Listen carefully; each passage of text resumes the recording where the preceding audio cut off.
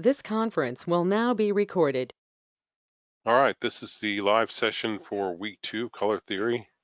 We've got Alexandria, Heba, Yami, Jamie, Kevin, and Sarah, Shari, and Shirley. Shirley, I'm glad you're getting your presentation together. All right, that's the signal we're starting. All right, so this week you're going to be doing the kickoff of your brand identity project. And starting with logo development. So you're going to work this week on developing a logo. Now, I know you've all done logos in various ways before. I'm trying to teach you a specific methodology for doing it to help you out, and that's going to be sort of the foundation of your brand identity, which is going to involve color and packaging and all that. So this is what the week looks like. So here we are on the live session. You're going to find your creative brief through the assignment. I'll show you that in a moment. And start working on ideas for a logo icon. You're going to post whatever you got by Thursday, at which time I'll give you a critique around noon, live critique, and I'll record it. And then Friday, you're going to provide some feedback to a peer, and I'll give another critique of anybody's work I missed. And then you're going to take your logo icon, take it into Illustrator, add logo type, do an exploratory on different options, and complete that by Sunday. Can everyone hear me okay? Spiro says yes. All right. Yeah, Kevin, I don't know if you're having trouble.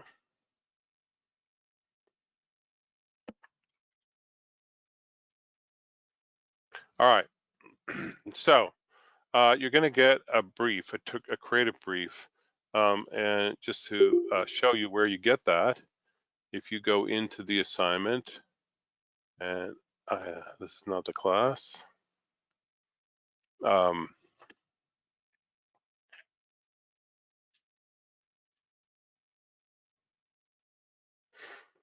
So here we are, the week 2 logo development assignment.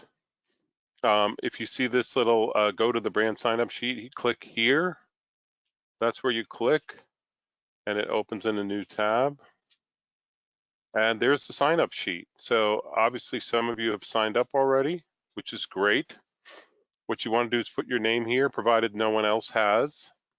And this is the name of your brand. And here is a link to an InDesign file, which is your creative brief.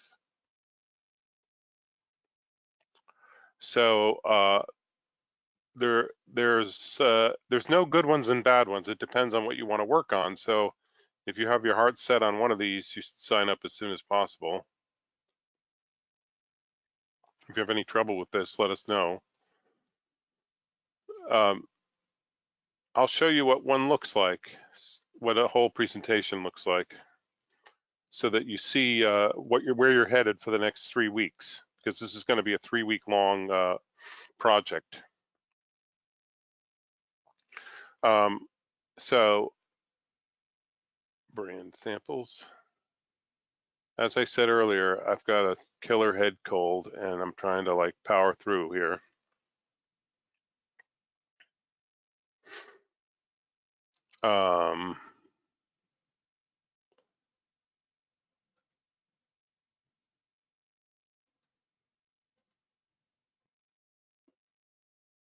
Sorry. Here's Elena's. All right. Elena did Bermuda tea.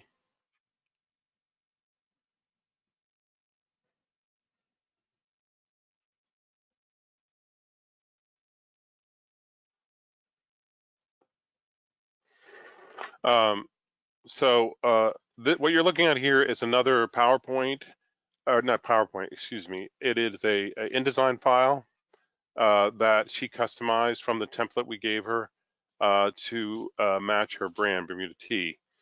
This is what a creative brief looks like. She copied and pasted it into the template.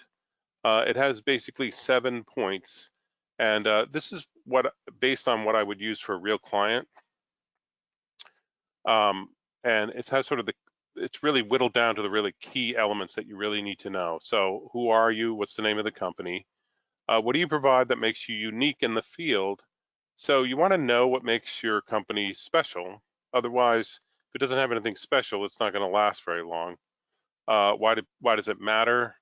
Who's the target audience? That means who you're talking to. Who are your competitors? So you need to find some competitors. What message do you want to communicate? I always write this in the first person of the consumer. So in this case, it says, I will buy Bermuda tea because I enjoy traditional tea time. And then 10 words that reflect the brand. So this kind of informs your decisions about style, about fonts, about colors, all that. Now, you need to read this carefully and understand sort of the unique aspects of your particular brand. You don't want to just do generic tea advertising, for instance. In this case, it's very English, traditional English tea. And you can see the key words, which she arranged in this nicely done design here. Royal, Bermuda, tradition, civilized. So in this case, if she was doing something super contemporary and very modern or very casual and fun, it wouldn't be correct for this brand. So you really want to think about what's going to reflect your particular brand. Target audience. So at first you get a demographic, but this is more a psychographic. So you're actually creating what we call personas based on who your target audience is. And you're going to write out this information. This comes to you blank. You're going to fill it in, make up a name, come up with a whole idea of who the character is. It could be based on a real person if you know somebody who uses your product, who would use your product.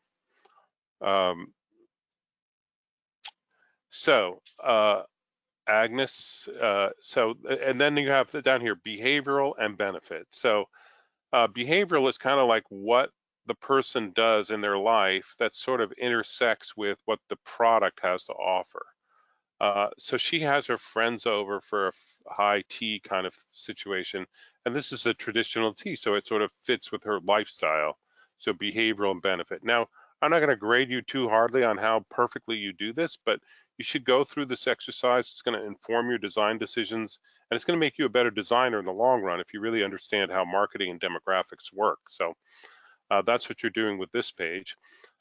This next page is called inspiration, and what you're going to put here are things that are inspiring to you related to the project. So in her case, she had some fantastic images of Bermuda, some beautiful traditional tea service, tea leaves, sunset. So some inspiring things. It could also be things that are designed by others that you think are really cool.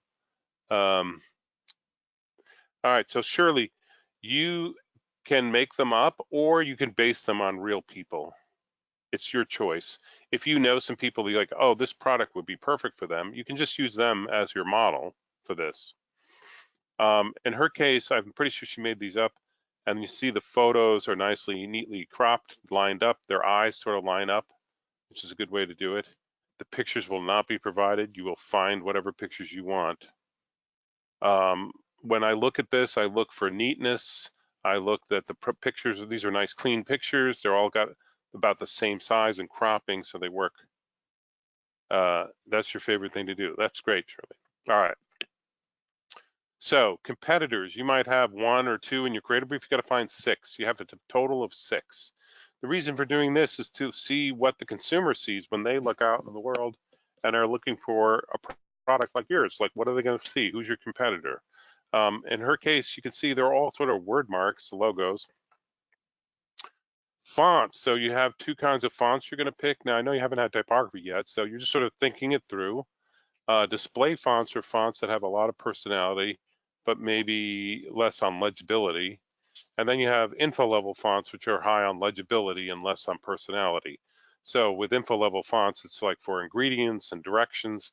And here, this is for headlines and logo type and things like that.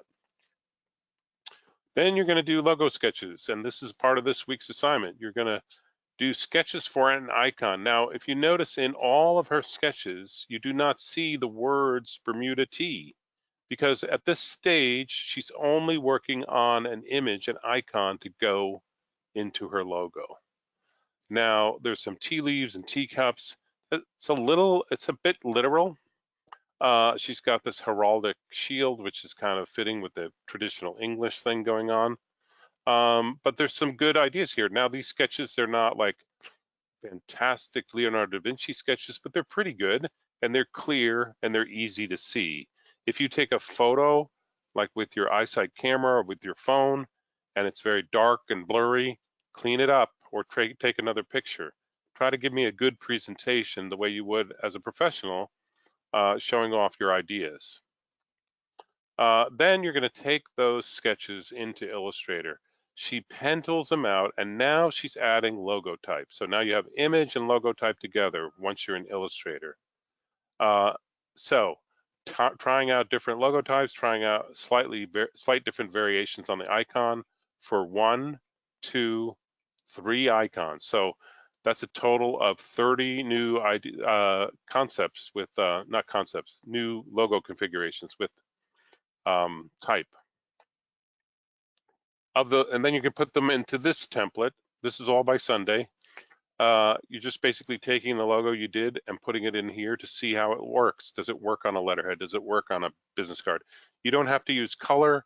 You don't have to design this to the nth degree. You should really just be sort of testing out your logo. 1, 2, 3.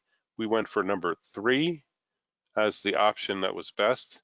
And now this will be week 3's work coming up here. So this is what you can do week 3. So final logo, color exploratory, logo in color palette, business card, final, letterhead, envelope, a mock-up template with everything. She did a package design. That's what the package design looks like. And she did a couple of package designs because she was trying out different things, all really nice. Sarah, I'm sorry. There's her final mock-up. Yeah, it's tough. I wondered about that. All right, so it's a lot of fun, and you can see how you learn about marketing, you learn about design, and you learn about color all in one assignment. She mocked this up. I mean, she didn't take this photo. She found a picture of books and a teacup. She added her own tag there and composited her box into the photo.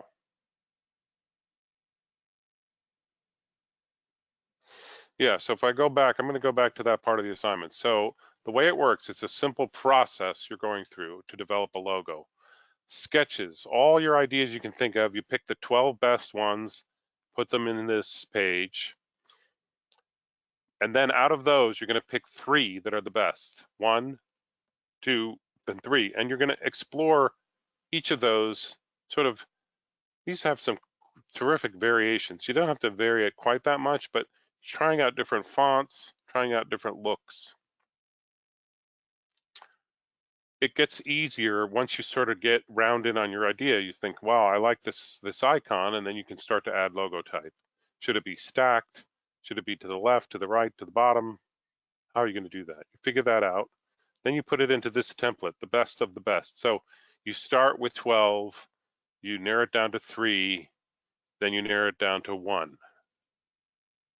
That's how it works.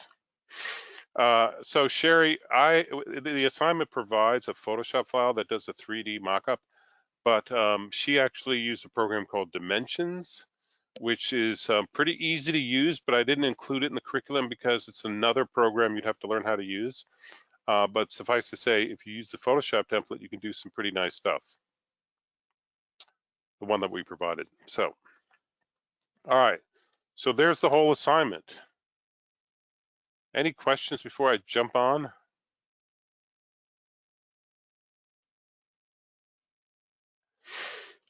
Dimensions is an Adobe program, and it allows you to do 3D mockups of package designs. That's specifically what it's designed for. If you choose to use Dimension, You're kind of on your own in terms of learning how to use the program and doing it. But Adobe provides pretty good instruction. If you feel like you're ahead of the game and you want to do that, that's fine. You're allowed to do that. But the instruction that I'm providing is to use Photoshop. So Sarah, wait, Shirley, go to the package part again.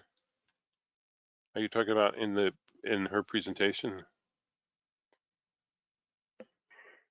So there's a flat design, and then she put it into a 3D mockup.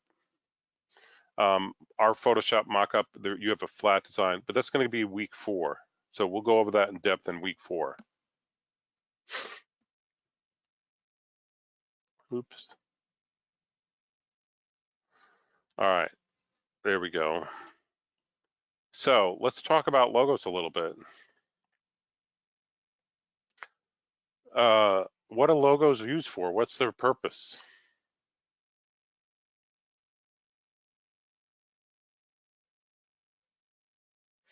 Symbolism, Sarah. Yeah, it symbolizes a brand of some sort.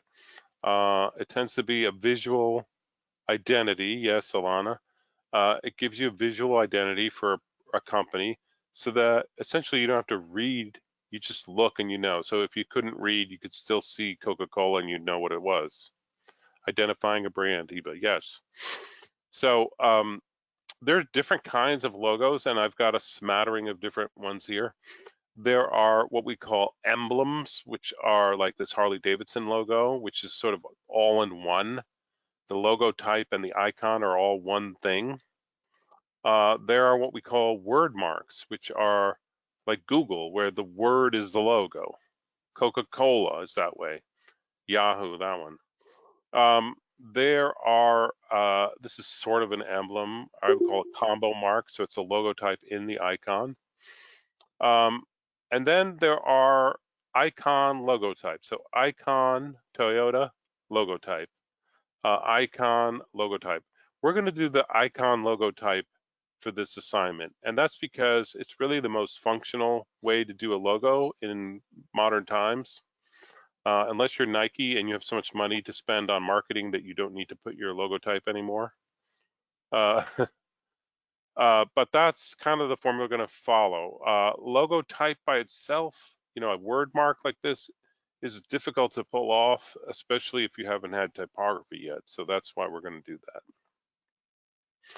If you think about it, it goes back to before people could read. Icons sort of told you, you know, the sign of the cobbler, where to get your shoe fixed.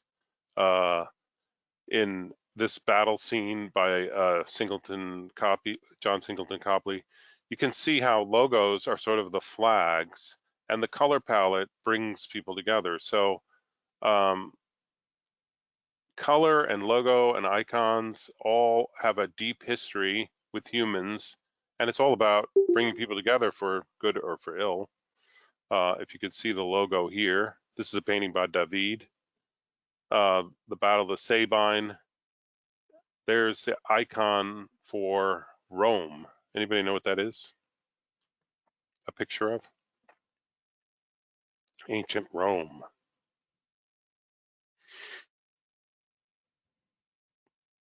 Oops. It's actually a wolf feeding 2 human children, Romulus and Remus, the founders of Rome. Forgive me a second. Excuse me. Sorry. This is from a book called Learning from Las Vegas by Robert Venturi. Robert Venturi was a very avant-garde architect in the 70s in New York City. And he was part of what they called the Gang of 10, this group of architects. And he wrote this book called Learning from Las Vegas, and everyone was like, Las Vegas is tacky. What could we learn from that? Well, he pointed out, you know, like when you're driving down the road, you don't look for the McDonald's building, you look for the McDonald's logo. The logo, the brand, is more important than the actual architecture. And brands influence us in all kinds of ways. It may influence where you go to school. All right. So here's a logo. I didn't design this logo, but it's well designed. It's actually highly functional, clean, easy to understand. There is an icon, a picture, and there is logo type, two separate elements that when put together constitute a logo lockup. Anybody know why we have a plane for our icon?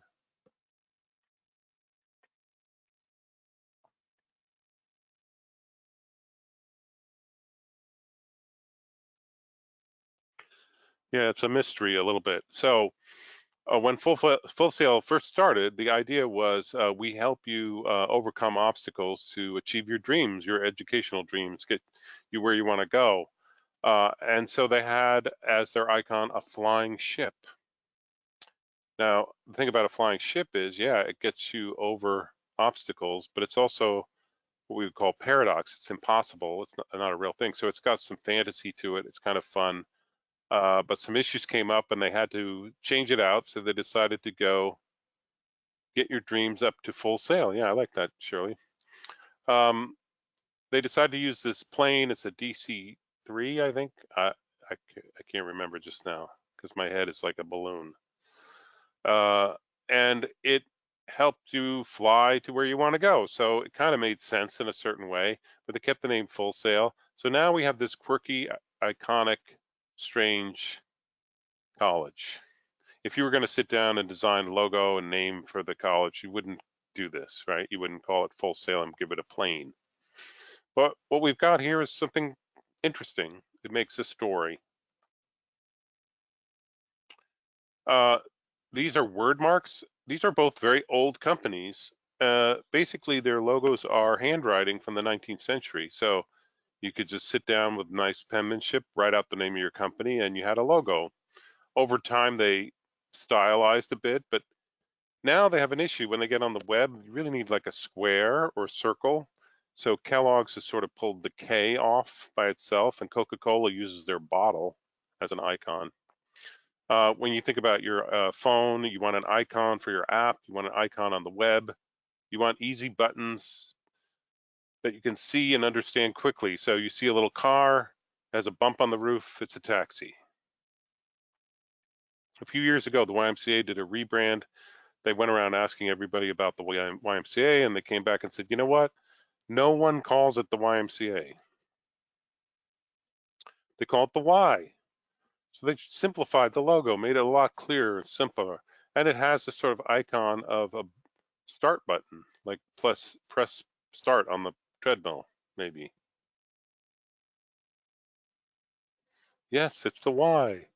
Can you think of an icon-driven logo? What comes to mind when you think of a great icon? I do like that subtle gradient. Go back here a little bit. Apple, that's a good one. Spiro. Apple, why does Apple have an apple? Why are they Apple computer? What does that mean? Anybody know?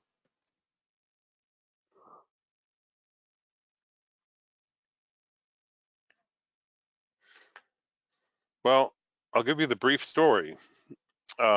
Knowledge, yes. Macintosh, okay. The beginning, Shirley? Yeah. So when Steve Jobs started his computer company, most people used personal computers they were PCs and they were very inaccessible. You had to type in the exact right code to make it do anything, and if you didn't, it just beeped at you. And most people were not interested in personal computing because it was difficult and it wasn't really that useful. But Steve Jobs had this idea that it could be useful for everybody. When he first created the Macintosh Classic, when you turned it on, it spelled out the word hello in 8-bit script. You had a mouse, you could click on things and make them work. You didn't have to type code. And suddenly there was word processing and other apps that were helpful, and suddenly the whole world changed. He was right. So it was about accessibility, ease of use, and being friendly, right? So let's think about an apple. What do you have to do to an apple to eat it? Bite it. That's right, Alana. Yeah. So you don't have to wash it. I mean, you could wash it. You don't have to cook it. You don't have to boil it, soak it. It's accessible. It's easy. It does represent knowledge. It represents a beginning. It represents um, friendliness. And this is the original logo with this rainbow. So it has all the associations with the brand that they wanted. It's not just, if it was literal, it would be a picture of a motherboard or something, which wouldn't be very compelling. Who's Apple's biggest competitor?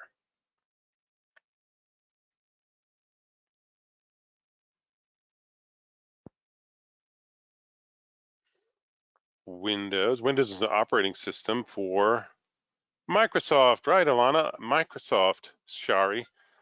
Yeah, Microsoft, what's a Microsoft look like? Is a Microsoft accessible, friendly, easy, all those things? Yeah, not at all. It doesn't sound like it.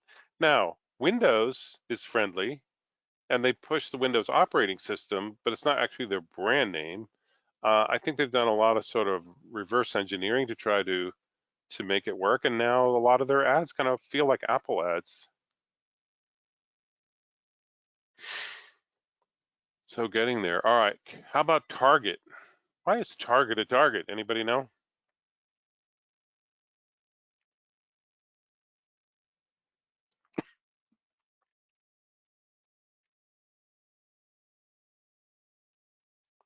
So years ago, Sam Walton, you know who he is, started Walmart. Yeah. Sam Walton figured out how to get things into the store cheaper than anybody else. It's called logistics. So he managed to have lower prices than anyone else. So Walmart started opening up all over the country, and everywhere they opened a Walmart, the other department stores went out of business, trying to compete on price until they got to Minneapolis, where uh, Davidson's department store was, and they said no. The head of Davidson said, "We're not going to compete on price. We're going to make it nicer to go to our store. We're going to only have the things that you really want, but we'll have them at good prices, and we'll make it nicer to go to our store." And it worked. They survived. Does that reflect anybody's experience of going to Walmart versus Target? Yeah, it's smart. Even says yes. Spiro, higher prices. Yes. Uh, you work for Walmart. So Shari, hold on. So Shari, would you agree with that history of Walmart versus Target? Yes. I'm glad to hear that from somebody on the front lines who knows what's going on. Yeah, so yeah, Target has slightly higher prices, and nowadays they're pretty competitive, but people go there because it's faster. I'm in a hurry. They have exactly what I want. I don't have to hunt the store to find it. So yeah, but it's worth the extra cost. So if you're going to ask people to pay more, you have to give them more, and that was kind of the idea. The branding for Target is highly consistent. This red color is everywhere. This store could be anywhere in America, but this is one in Minneapolis. And the employees, you see them, it's clean. This is kind of the ideal image of the store: clean, neat, happy employees in their red shirts. Um, so it makes it a friendly place to go. All right, more about logos. So the best logos are visual metaphors, like the apple. They represent something about the company. So why does NBC have a peacock?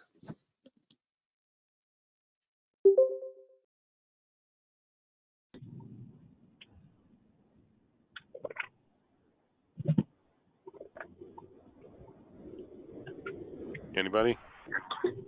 Spectrum. So peacock can represent pride. I think the different colors might represent diversity, variety of programming, fun, happy, right? It's not a super serious kind of logo. They cover a wide audience, surely, yeah. How about this AT&T icon? What's that a picture of?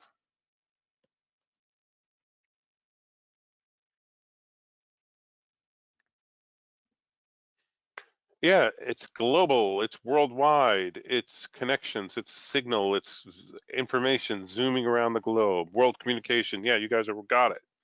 So that totally tells you something. What does AT&T mean? What does that stand for? Anybody know?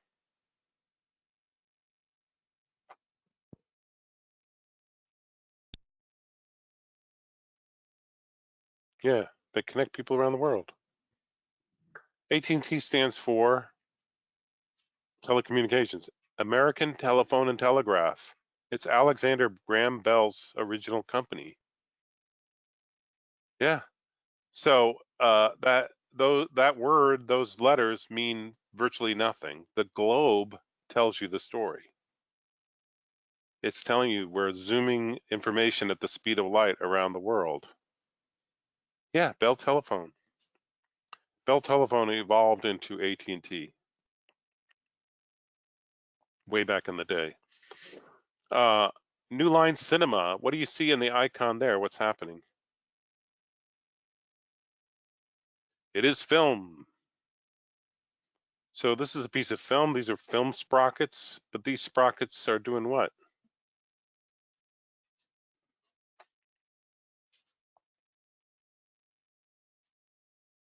It's kind of on a screen. Well, actually, it's like they're going the wrong direction. They're going a new line, a different direction. What would that tell you about the company? Do they do regular movies or they do different movies? Innovative, thinking out of the box. Yes, that's exactly it. So now you start to get the icon. All right. Here's some various icons, and they're using different techniques that I want to point out that you can use, for your logo. This first one, imaginary friend. So there's the girl on the seesaw, and somehow she's going up even though no one's there. So this is what I would call paradox, like something impossible being visualized. It's not super weird because she could just be pushing off, but it gives you that kind of spooky feeling for a second, right? So paradox is a great way to do it. This one, what do you see here in this icon? Buildings, a city, yes, but also a paint can, right? So two images in one. Yes. If you can create an image that is actually two images, that is gold. That's where it's going to work. Maritime law. So this is the scales of justice, but they converted them to sailboats. So if you take an ordinary object and convert it into something extraordinary, that's another great way to go. Yeah, Shirley, paint the town red. Barcode. So again, a mug, but with the stripes for barcode. Gym guide, GG, but it's also a barbell, two images in one. And then this embassy landlines, you see the telephone? Yeah, the G's are weights. You guys, if you're in a quiet place, you can turn on your mics. It's a lot more fun. So negative space is a good way to go. An old telephone, yes, it is definitely an old telephone. All right, what do these companies do? What does this look like?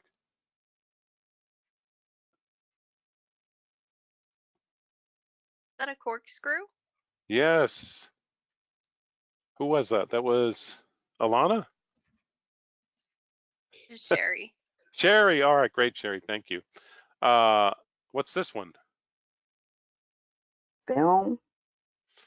Film. Yeah, it looks like a film reel. Yeah. How about this? What's here? What's going on there? Electric plug. Yeah, it looks like an electric plug. Do you see anything else there, Shirley? E. E. Yeah. Letter How E. about this one? What's this a picture of? That is a calligraphy pen. Yes, Or ink Shirley. pen. Do you see anything else there? A spoon. Yeah, a spoon and a pen. So what do you think they do? A spoon and a pen. Think on it. We'll get there. All right. This is like the letter F in a button. Restaurant menus. Restaurant menus, that's a good guess. I like that. How about this company? What do they do? Mm, diamond rings, maybe. And what's the ring look like? They focus. You're getting closer. A shutter? Yes, a shutter and a diamond Oh, ring. camera shutter. A diamond Yeah, shutter. even Camera got it. shutter. Wedding photography. Ah, yes. What does this one do? That looks like they're a ranch and a house construction Yeah, so they fix tools. houses. This Yep. one looks like a little factory, but it's also sound bars because this is a place called the Mill, which is a sound stage. So yeah, wedding photographer, Guild of Food Writers, Okay. horror movie. See the scared face, Yep. and then this is an electrical company, ED, Oh, I see. Yep. property maintenance, and this is a wine company. All right, so here's a logo I really like. What comes to mind when you see this logo? The glass is half full. Yes, there are glasses half full. Uh, so it's what we would call paradox, right? It's impossible, and the punchline pops into your head. If you can get people to sort of fill in the blank in their own mind, it makes your idea more memorable. Yeah, the fonts are nice and simple on this. All right, I'm going to skip Louise Philly today. We're kind of running out of time, so I'm jumping ahead to, well, I'll just talk about Saul Bass a little bit. So Saul Bass was a great designer from the 20th century. He said, "Design is thinking made visible." When movie posters looked like this, they were very sort of realistic, painterly type things. He was doing this sort of fine art look. He was always way ahead of his time. This is from the 50s and 60s. Did some amazing movie posters. He did, before there was motion graphics, he was doing motion graphics. This is from 1959. And he did a lot of logos. Bell Telephone, AT&T. This is the old AT&T logo.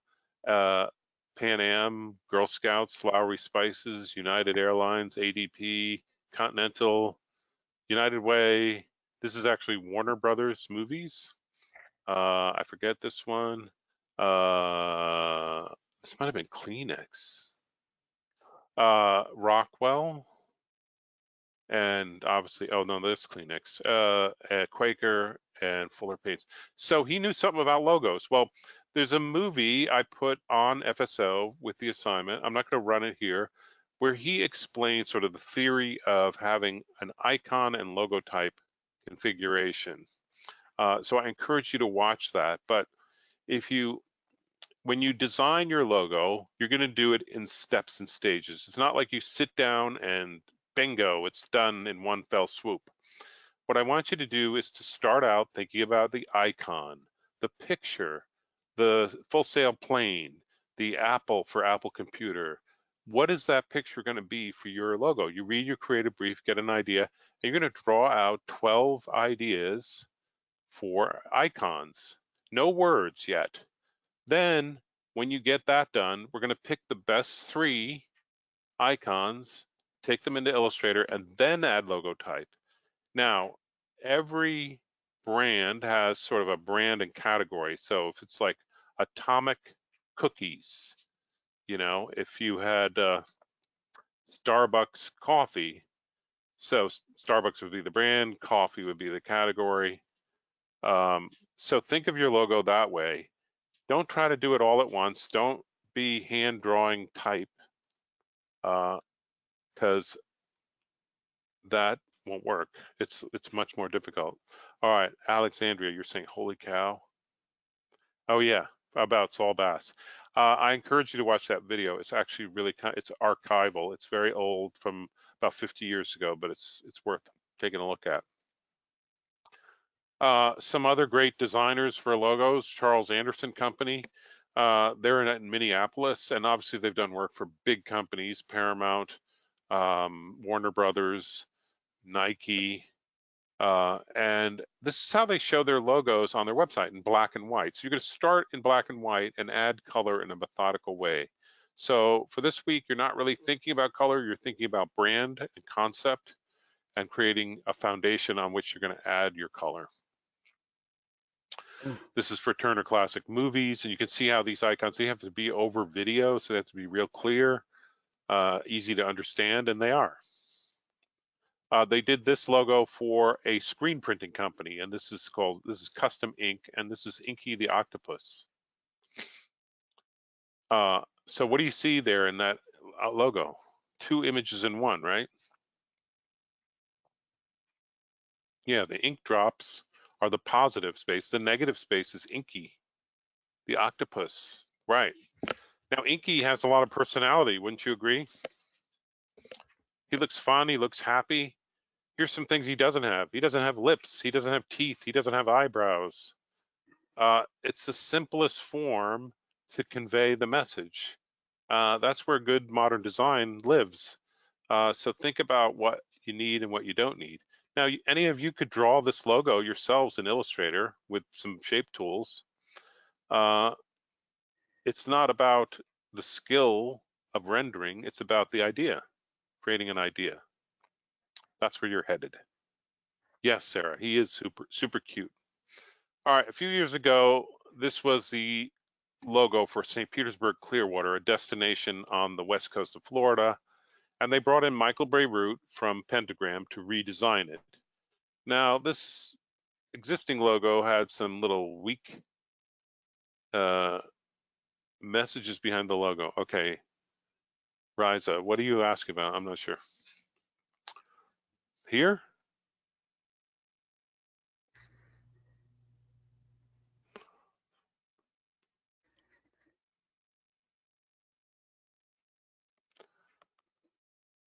Oh, that's what they, oh, portrait. All right, back to Michael Bierut. So he had to redo this. There's a lot of complexity in parts here, so it's kind of tough. This is the icon he created. What do you see in this icon? Waves, yeah. Waves, maybe wind. Do you also see SPC? There's the S, P, and C. Yeah, it's kind of an Easter egg. It's not really important that you see that, but it's there. He added the logo type, and in this case, he added it in a ring around the icon, and this looks really nice, but there's an issue with this. When this logo gets small, the type is illegible. It's hard to read. But Bierut is kind of a master designer, so he created 2 logos, and this one is for smaller uses. It has the type off to the side. It's a lot more legible. This is how I want you to do your logo, like this. So when you use an identity package, yeah, it has to be quite large here, but on the business card, it's the one with the type off to the side. That works better. And the icon becomes a wonderful placeholder for all these different aspects of the destination. And there it is in the in use. They're still using this logo, but they made it like 3D. This is another Bierut project, the Fort Worth Museum. What do you see in the icon there? FWM, yeah. It's actually a children's museum. So these look like building blocks. They're kind of fun, and they become a wonderful sort of focal point to draw you to the type, so you know what it is. You have a versatility there. Dixon's Apple Orchard. What do you see in the icon there?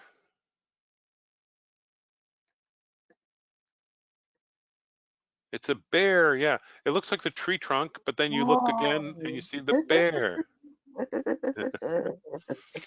This company, by the way, is called 3B, and that's their logo. It's funny how that works. Here's another one, Skarsgård. and they have this nail bent into an S. It's very bold and strong, so the type matches it. Now the type doesn't have to be super stylized, but it has to feel like it goes with the icon. So like in this case, latitudes is kind of angle, and the type has an angle, and it all sorts of fits together. Two things in one. So they took a globe and an orange and created one image.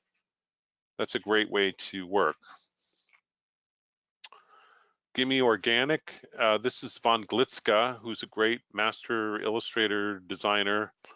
You can see this turtle is really well done, super clean, and would work in black and white, obviously.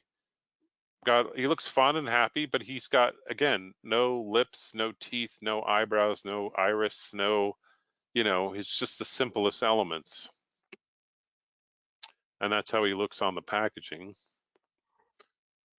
And then he did this one, Tommy Knocker. Now he's a master at custom lettering, and so that's what this is here. Now it's not particularly legible, but it's certainly distinctive. But I want you to look at this miner. The way he works is he draws many sketches until he gets where he wants to go, and then he takes a very refined sketch and scans it in and pen tools it out, and he'll pen tool half of this and flip it, and then he bends a couple of things just to make it asymmetrical. Great way to work. There it is. It's maple nut brown ale, which sounds gross, but they put it on pancakes, I guess. It's made with real maple syrup. Ugh, I hate Yeah, maple exactly. Exactly, Shirley. All right, what do you see here? A snake wrapped around a bottle. Right, but there's no bottle, right? It's just a negative Right. space. Negative space. Yeah, so negative space works again. And there it is, the naked grape with this snake around the bottle. What does that make you think of? I don't know, Adam and Eve. Yeah, it kind of does feel like Adam and Eve. It doesn't say that. It doesn't say Eden or anything like that. Mm-mm. But it gives you that sort of implied thing, which is maybe a little hedonistic, a little sinful. Maybe that's good for wine. Yeah. If they come to you and they say our company Oh, is called Lord. Big Ass Fans, you got to draw a donkey, but not just any donkey. You draw from behind. Now, this donkey again has some good personality. It's a simple shape. It's well defined, black and white. It's not overly complex. He created this sort of shield shape to contain it, and just a couple elements sort of poking out to give it a dynamic look. Nice big type. But even if you look at the proportions of icon to logo type, it's just like Full Sail, like a lot of these logos. This is kind of a map for where you're going. And of course, what do they make? Really big fans.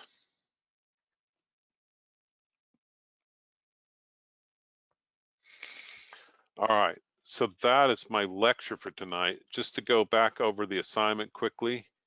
So when you get here, if you have not already gotten here, you're going to click here and go pick up your creative brief from this list. Make sure you're not typing over somebody else's name. And then watch this. This video is basically the lecture that I just gave. Download the supporting files that you need. Then you can jump into task 1, which is reviewing your creative brief and starting to do your sketches. Sketch and sketch and sketch. Not 10, it should say 12. Sorry about that. This assignment, yeah, at least 12 sketches. So 12 sketches, not 10. Then when you get that done, you're going to take them into Illustrator, vector them out, add some logo type. You should be able to just download it through the browser, Heba. You won't need to go to Dropbox. If you do have Dropbox, it's easier, but it'll work. Then you're going to do the logo test options, which is putting it into that template with the business card and letterhead.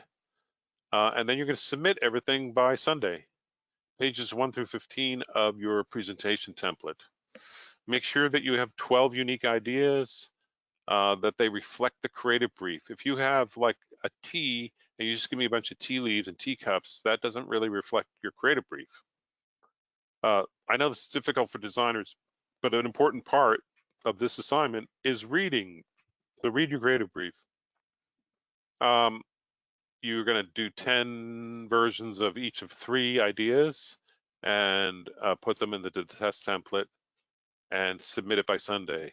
There's videos here to tell you how to do it, how to use the template, the Saul Bass video also that I talked about, and some resources if you want extra help. Oops.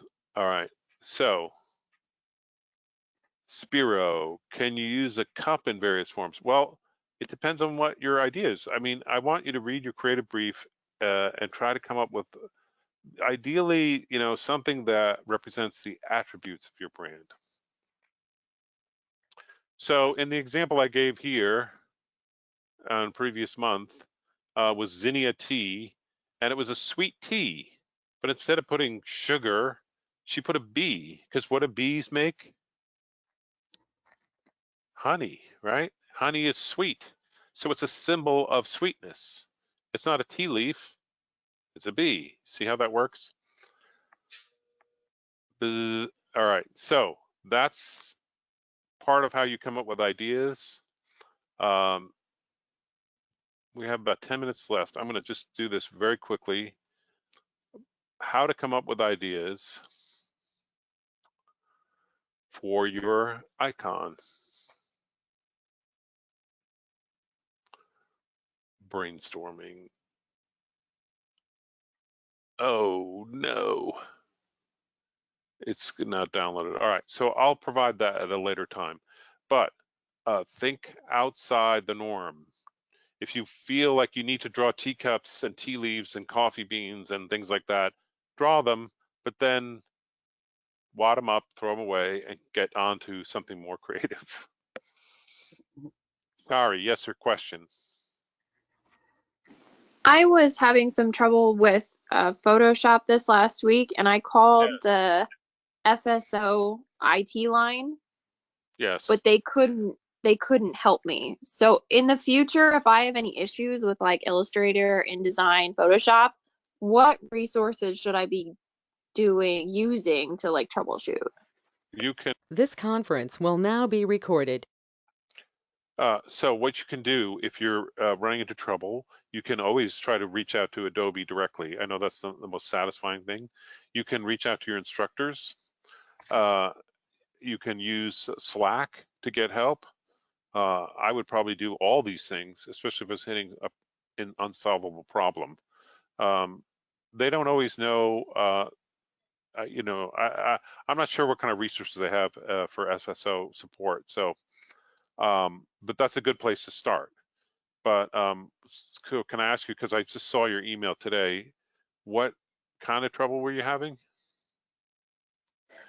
I was trying, I honestly, I can't remember. I was trying to do something in Photoshop with the colors, and I wasn't able to get one of the colors to unstick because the black was sticking and it wasn't allowing me to change it. And so then I went in and I just happened to figure out how to do it. Okay. Just by messing around with it. Well, I'm glad you brought that up, because nothing in this course should be a super technical challenge. So if you're having technical issues, we don't want you to have that. So reach out to your instructors if you can. I know we're not always available, but I try to be on Slack most of the time. Maybe we can, it might be a simple fix. You know, I'm willing to get on with a student live one-on-one if you're having trouble. Usually in about 10, 15 minutes, we can solve the problem. That's how it's been my experience in the past. So reach out to us. Don't struggle alone, in pain, in the dark. Okay, thank you. All right. I'm glad you figured it out. Yeah, it was a bit of a struggle, but I got it. I got it. Right. Great. All right, guys. Any other questions before I let you go? All right, Alana. They're 4 or 5 minutes after class started, but when do I get my creative brief? Okay, so when you go to the assignment, I'll just do this one more time, it's very important. You go to the week 2 logo development assignment that opened yesterday. No, it's due Sunday, yeah. Click here, where it says here. This takes you to the Google Doc, and that allows you to get to the link that will download your InDesign file. Yeah, it's sort of first come, first serve. Don't put your name where somebody else has already put theirs.